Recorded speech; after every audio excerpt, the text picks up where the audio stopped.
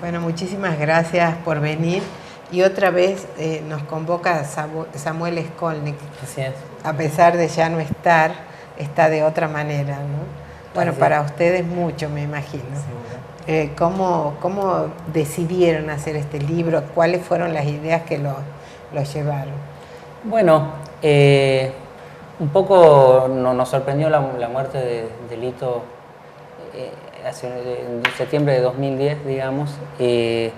Formamos con él parte de un proyecto de investigación que él dirigía. Y bueno, yo a su vez estaba en una de sus cátedras. Los dos desde tiempo atrás somos como discípulos, no sé si reconocidos específicamente así, pero por lo menos yo me sentía así desde hace mucho tiempo. Seguidor literalmente, ¿no? Discípulo no solo, incluso discípulo antes de que él pueda llegar a ser considerado, visto desde él, mi maestro, ¿no? Es decir, yo seguía sus clases, ni siquiera hablaba mucho, ¿no? Ni me acercaba tanto, un poco tímido aparte soy. Y bueno, cuando falleció, yo desde antes de que fallezca yo sentía la necesidad de que su obra sea más difundida, que él realmente produjo textos muy valiosos, aparte de su magisterio oral, que era también el que yo personalmente seguía, ¿no? Y ahí se abrió para mí más fuertemente la necesidad de mantener su legado, de difundirlo y, bueno, y esperar que sea suficientemente valorado dentro del panorama de la filosofía argentina y quizá latinoamericana, ¿no? ¿Y cuántos años estuviste con la posibilidad, ya sea al principio como alumno, después trabajando con él, después probablemente como amigos y compartiendo espacios no académicos, digamos? Claro. ¿Cuánto tiempo? Y bueno, yo lo conocí, digamos, personalmente, digamos, en el año 96 como alumno de la materia ética, en la materia de segundo año de filosofía. Terminó la materia, yo de hecho me decidí dedicar a la ética un poco gracias a la materia de Skolnick, el área en la que yo me desempeño, y no quise el año siguiente ya no volver a escuchar sus clases. Entonces el año siguiente volví a escucharla así calladamente, sin pedir nada, digamos, decir, sin pedir una inscripción, en fin, nada de esas cosas que uno puede. Y bueno, nunca me quise ir, es como que de alguna manera nunca me fui. De hecho, cuando después ya en el medio sí valía la pena pedir, ya que hacía un trabajo, adscripciones y en fin, alguna relación institucional, pero yo de veras que iba porque sus clases eran geniales y yo sentí que para mí era una gran suerte haber tenido la posibilidad de escuchar a un filósofo verdadero en vivo y hasta pudiendo interactuar de alguna manera. Con lo cual no me fui nunca, la verdad. Cuando entró a otra materia que es Historia de la Filosofía Contemporánea, también seguí yendo. Cuando dictaba un curso de lo que fuera, en donde fuera, y si yo me enteraba, iba. Si eras un adicto. Claro, por eso era como... pero era claro, como una especie de seguidores. Claro, de seguidor. Por eso, discípulo un poco por decisión propia y con independencia de... Bueno, pero vale porque es algo que lo sentías así, lo has vivido así. Sí, y le debo, digamos, claro. el lugar de maestro lo da el discípulo. Y yo creo que sí. ¿No? En el sentido de nadie decide ser maestro de tal. Decide ser maestro. Claro. El discípulo es el que le da el estatuto de maestro. Y me alegro haberlo hecho, de veras, porque aprendí muchísimo de él. No es que él iba y escuchaba lo mismo de vuelta porque me gustara.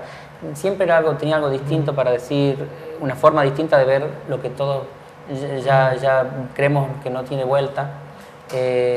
Entonces, bueno, me formé integralmente de alguna manera siguiendo sus libros, sus comentarios en la Gaceta Literaria, sus clases, las conversaciones de pasillo. Y bueno, como dice Natalia... ¿Y Natalia, cómo fue tu relación con Skolnick? Bueno, yo el descubrimiento de Skolnick fue en una época en que él estaba como un poco marginado de la facultad, o sea, yo no tuve la suerte de tenerlo en la materia ética, porque bueno, todavía no estaba él ahí. En ese momento como que no era conocido, digamos, para los alumnos, no estaba dando ninguna materia, creo que había perdido un concurso, si no me equivoco. Y bueno, un chico, un novio que tenía en ese momento lo descubrió de pronto y bueno, quedó fascinado. Bueno, dijo, descubrí un maestro y después él dictó una optativa que era filosofía política, que yo tuve la suerte de hacer, que bueno, tenía un enfoque realmente muy interesante, o sea, el análisis de autores era a partir de un eje central que tenía que ver con la contraposición entre el orden y la libertad, y él ubicaba todos los sistemas políticos en función de un eje de coordenadas entre el orden y la libertad, para establecer bueno, él tenía una concepción, digamos, muy sociologista y más bien sociobiologista, digamos, de lo político. O sea que te atrapó también él como, por supuesto, y como de ahí maestro. sí, y de ahí ya, bueno, me plegué a varias conversaciones que seguían en el café después de las clases, y es como que lo reencontré muchos años después, porque yo, digamos, me fui de la facultad a, digamos, ejerzo la docencia en otras facultades, digamos, y bueno, después nos hemos reencontrado en el proyecto de investigación. En realidad él ya era integrante del proyecto cuando yo estaba con Jorge Estrella en el mismo proyecto. Después se jubiló Jorge Estrella y siguió él como director, se incorporó Nicolás. Y bueno, y sí, una relación... Claro. Sí, la verdad... Aquí lo ella un poco, tenemos perdón, una imagen de él. Bien. No sabía. Esa imagen es la que, digamos, la central de la página en Facebook hay una página en Facebook, no sé si lo dije en otra ocasión, una página en Facebook de la cual yo soy uno de los administradores, donde incluso en vida de Skolnick en el último año, donde transmitimos parte de sus pensamientos, sus ideas, a veces fotos, videos. ¿Cómo se puede acceder a esa página? Bueno, se llama Samuel Skolnick dentro de Facebook. Así es, Samuel Skolnick. La verdad que hay que entrar a Facebook y poner, y correctamente si es posible, cosa que es difícil, Samuel Skolnick, SCHK-OLNIK, porque los nombres de las páginas de Facebook son muchos números y son una cosa muy larga.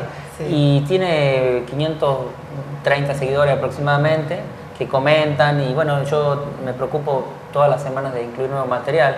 Y bueno, la verdad tiene seguidores de muchos que lo conocen, lo conocieron y lo admiraban, y otros que por ahí escriben. Eso fue totalmente. Aparecieron seguidores de personas de otros lugares que no. Qué bueno. De Israel, o sea que de Ecuador, otros idiomas de también. Sí, o sea que tiene una trascendencia que va más allá digamos, del terruño nuestro, lo cual sorprende, claro. Es sorprendente. Esto es interesante.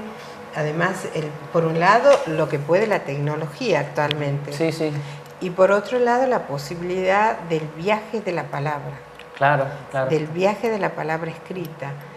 Cómo trasciende en este momento al hecho de la vida y de la permanencia física de la persona, y sigue su permanencia a través de otras formas, ¿no? Claro, esto totalmente. Y con la facilidad con que se hace, de veras, ¿no? Interesante.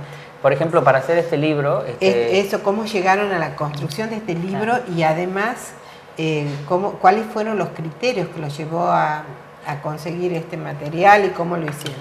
Bueno, es un libro que compilamos juntos y que trata de tener por lo menos una doble perspectiva, en realidad un poquito más. Por un lado, presentar los principales ensayos de Skolnick que no encontraron lugar en sus 4 libros publicados.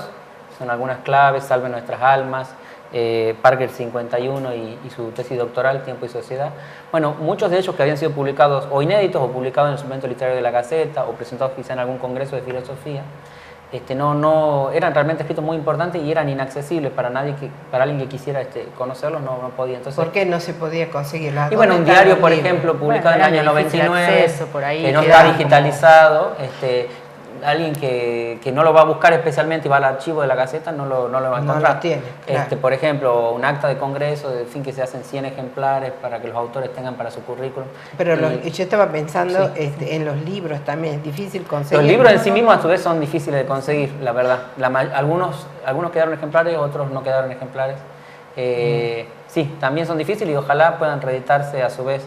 Hay algunos proyectos en ese sentido. O compilar todos los libros. Sí, hacer unas obras completas sería buenísimo. En fin, habría que ver un poco el interés que va suscitando su obra, que esperamos que vaya en crecimiento, digamos, ¿no? Bueno, y la cosa es que por un lado están esos 12 ensayos, 12, ¿no? Seleccionados, que realmente tratan una variedad de temas muy importantes, que después, si hay tiempo, lo mencionamos brevemente. Y después hay otros ensayos realizados por ejemplo, por nosotros dos, por especialistas, por colegas, por discípulos, por alumnos y hasta por lectores de Skolnick, que van tratando también diversos aspectos de su obra desde una perspectiva en general filosófica y en algunos casos literaria.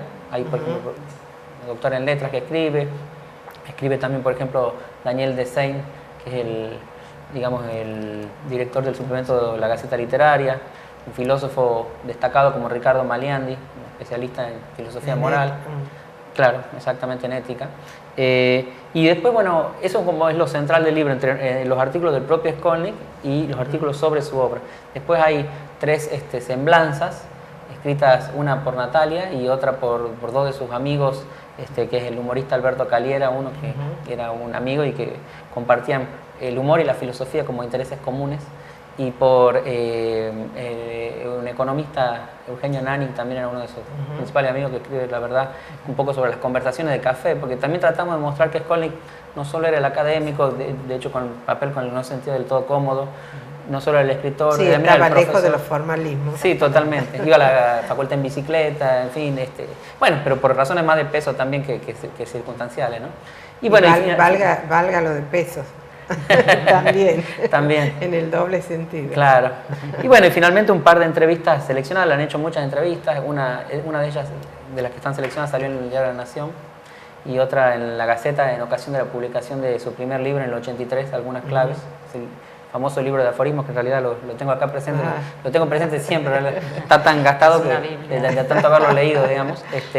Bueno, podés abrir al azar y leer uno, por ejemplo. Bueno, dale. No, nadie me va a creer que fue al azar, pero de veras que no van a ser al azar. A ver. Bueno, no hay tanto azar porque lo has traído al libro. Y bueno, no, y por otro lado, porque bueno. Porque en fin, lo lees siempre. Por ejemplo, la constatación de que existe un orden en las cosas no exige postular que existe un Dios. Basta con postular que existe el azar y un gran número de cosas. Mira vos, y hablando del azar, ¿no? Y encontrar justo al azar. ¿Podés decirlo de nuevo lo que dice y le he cerrado, pero ahí está, justo otro. La constatación de que existe un orden en las cosas no exige postular que existe un Dios ordenador, digamos. Basta con postular que existe el azar y un gran número de cosas. Ese tema es uno de lo que se discute cuando se habla del evolucionismo, ¿no? Evidentemente hay un orden en la vida, digamos, y la pregunta es si ese orden supone un ordenador, como de alguna manera había un tradicional argumento en ese sentido a favor de la existencia de Dios, como la idea entre el Dios relojero y el reloj que pone en funcionamiento el mecanismo, o el arquitecto del universo, en fin. O si el azar y un gran número de cosas y un gran número de años, agreguemos millones de años de prueba de ensayo y error, pueden producir ese mismo orden, ¿no? Aquí Skolnick parece pronunciarse por esa segunda alternativa, como posibilidad al menos, ¿no? Porque no habla de certeza. Bueno, pareciera que Skolnick nos ha respuesto a esta situación. Claro. Se incluyó en esta situación de otra manera con el texto, ¿no? Sí.